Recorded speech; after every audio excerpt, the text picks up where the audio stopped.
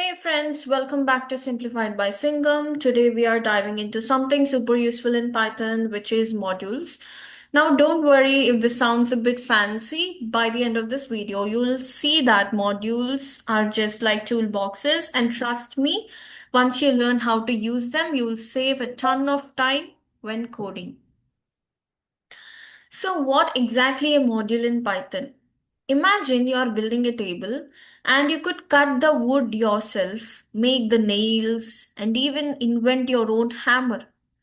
But that's too much work, right? So instead, you just go to the hardware store and pick up the tools you need. That's exactly what modules are in Python. They are the files that are already contain ready-made code like functions, classes, and variables. So you don't have to build everything from scratch. Let's say we want to calculate a square root, and normally writing a square root function ourselves would take time, but the math module is super easy. Like you just have to import math and you just have to create square root equal to math dot square root of the number. Whatever the number you want, you can give, and you can just print square root. See how simple that is. We just imported the math module and we used sqrt function, and you see it is performing square root of a number, just like that.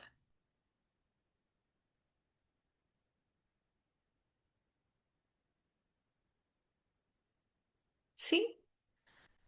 We actually just imported math module and we just use sqrt method, and Python did the heavy lifting for us. It just did the calculation that we expected.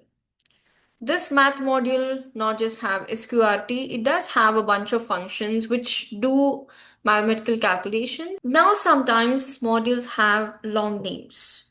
Typing math again and again might feel boring. If that's a very big project, then you feel it really heavy to do. So Python gives us a shortcut and we can use an alias in that. Like import math as m, and you can just do m dot sqrt of 25 or maybe 36 this time, let's give. And you can just print square root, and when you run it, you see the square root is 6.0. So here I renamed math to m by just giving as, which is nothing but aliasing. So now instead of math dot square root, we can just do m dot square root, and I can just write m in place of math. And this also helps if you have naming conflicts in your code. So at the time, this will be really useful. So this is how we can use alias when it comes to modules. But wait, what if I don't need the entire module? Maybe I just need one or two functions from that. So for that, you can just do from math import square root and maybe pi, and just you can clear this out, and you can just give square root here, and you can print the square root, and also you can print the value of pi if you want. See how clean that looks. Now I don't even need to write math dot in front of square root or pi. So you see the output of square root and the pi value, which is 3.1415. And here is the fun part. You can also make your own custom modules. Let's say we create a file called mymodule.py, mymodule.py, and you created a method called greeting, and just give name, and you can just return a string. Hello with name, right? And Now, in another file called, maybe let's take this basics.py and let's save it. I think it's already saved.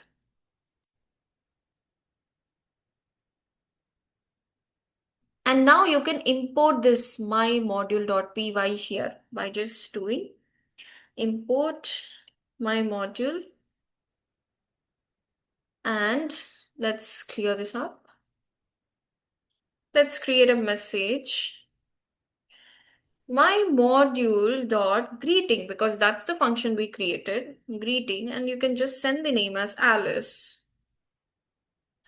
And now you can print the message.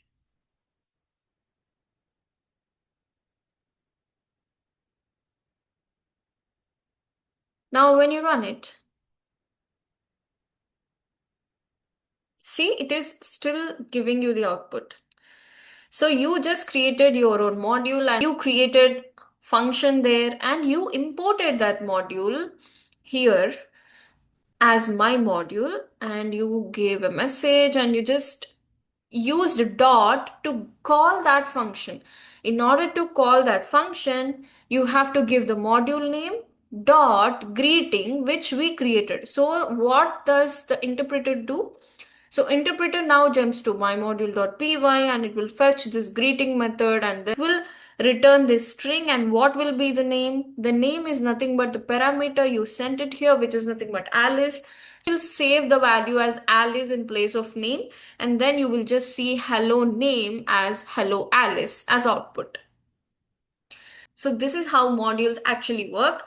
In the same way, many developers, many good, super experienced developers created multiple modules that it will be really easy for us to, work on heavy projects, work on, multiple lines of code. Just like that, just by importing the module, which is already been developed by someone. So this is how we deal with modules, and this is really very important concept when it comes to Python programming.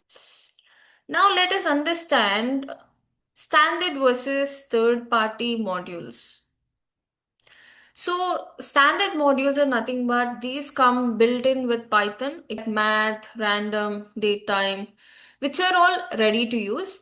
And third party modules are nothing but these are created by other developers. Like for example, we have NumPy for math and pandas for data analysis or Flask for web applications.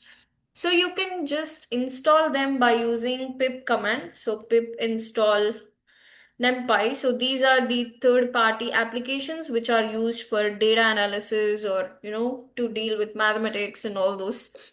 And then you just import them like any other module. And so it's all about modules, which are like toolboxes that help you reuse code.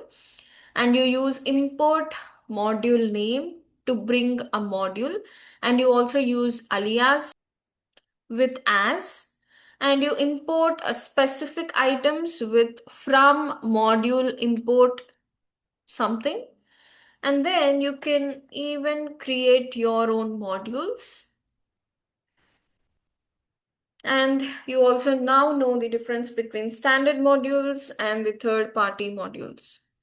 So friends, that's the magic of modules in Python. They save you time, keep your code clean, and let you focus on solving problems instead of reinventing the wheel.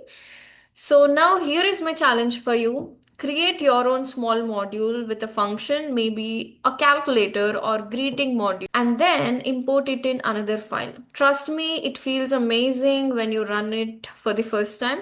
I hope you guys have already followed all the videos, and I'm guessing that you're not at the beginning stage right now. You're not a beginner anymore.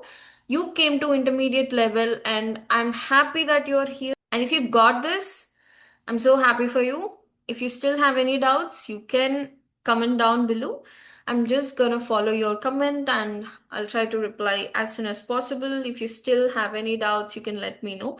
So this is how we can create modules in Python, and this is how we can import modules and call the module methods by using module name dot the method which has been predefined in the module.